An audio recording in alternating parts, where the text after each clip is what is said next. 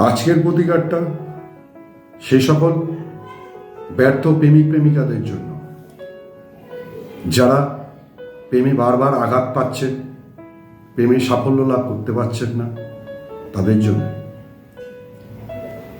প্রথম উপায়টা বলবো ছেলেদের জন্য এবং দ্বিতীয় উপায়টা বলবো মেয়েদের জন্য। ছেলেরা চন্দ্র ও রাহু প্রতিকার করুন, আর যাদের ছক আছে তারা পঞ্চম ভাব ও সপ্তম ভাবের প্রতিকার করুন, এতে সুফল পাবে। আর মেয়েরা মঙ্গল ও রাহুর প্রতিকার করুন,